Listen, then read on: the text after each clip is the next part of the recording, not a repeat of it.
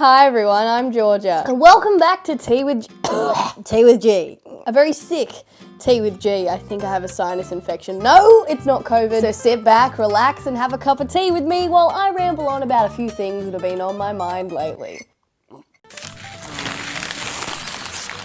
So I've noticed that there's a few things in Australian culture that we say that are just so nasty that they're a bit funny. I mean, it's probably not just Australia. Like, let me know if people do this where you're from. But you know when you're trying to describe to a person someone they may know, you usually try to point out something that makes that person different to the other people that have that same name. But it's usually not a good difference. Like, it's usually an insult of some sort. Like, you know Phoebe? Yeah, Phoebe with the nose. Like, whatever happened to remembering people's last names? Like, sometimes it's just one word to make sure you're both on the same page. Like, you know Jackson? Ears? Yeah, ears. Because we regularly use insults to describe people's differences, I always feel this weird guilt when I resolve to describing someone using their race. Because it's not a negative thing at all, but when you went to a very stale white rice cracker of a school, it was the easiest way to describe someone that looked slightly different to me. But that didn't stop me from being #woke, right?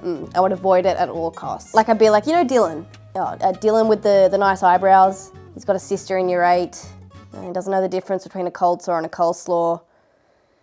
Really smart. Oh, Indian Dylan. It's just one of those things that feels racist, even though it's not. Like, I'm simply trying to describe someone, give me a break. It's embarrassing, but for no reason. Like wearing a helmet. Like, why is that embarrassing? For what reason? Like, I'm wearing a headpiece that is protecting my skull from potentially fatal impact. Like, that's pretty #lit, if you ask me. No, it sucks. It looks shit.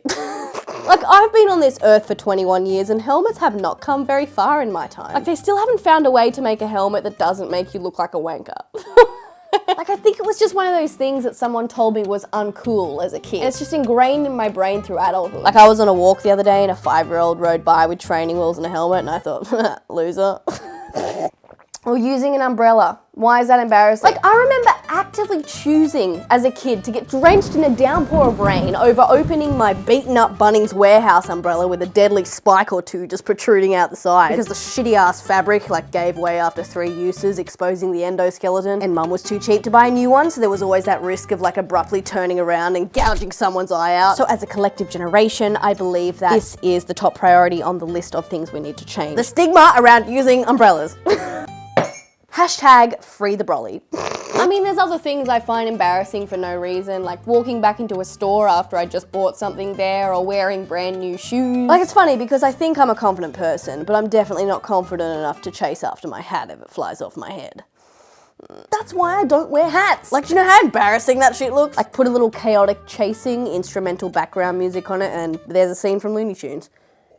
You know that moment when you're blasting music in your car and you have to turn the volume down to check if that noise is part of the song or if your car is just And then when you do discover that concerning noise is in fact your car, you have to make that very rational, mature decision. Like, is this loud enough that it's serious or can I ignore it and keep driving?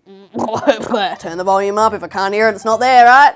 Yeah, well, I thought that too, and then 5 minutes later, my whole mud flap fell off the front of my car, so learn from my mistake. It's like me with a toothache. Like, I'll be in denial for so long, just trying to convince myself that it's my adult teeth coming down, even though I'm 21. I just hate the dentist. Not because it's scary, but because you just can't argue the facts. Like, the dentist will be like, you've got cavities, and I'm like, well, that's your opinion. So I just hate that they've already put you in this vulnerable position where you're about to open your mouth and have a stranger poke and prod all up in it. But before they do that, they have to make sure you're even more humiliated by making you sit in this squeaky ass dental chair that without fail always causes my back to do that skin to leather rapid fire fart during the slow recline. No matter how much I wriggle and try to avoid it, you know. And of course, how can we forget the occasional and awkward eye contact as they scrape and rummage around in your mouth scanning for imperfections. Going to the dentist is not the most fun experience. I think we can all agree. We all just want healthy white teeth. I really hope you enjoyed this episode of Tea with G. And if you're new to my channel, hi, I'm Georgia. I upload videos every Saturday and Wednesday if I'm not sick or overwhelmed. And it'd be awesome if you could hit that subscribe button right down there. And if you're already subscribed, why not hit that bell icon right next to it because it will notify you every time I upload. Anyway, thanks so much for watching and I'll see you next Saturday and Wednesday. See you later, potato!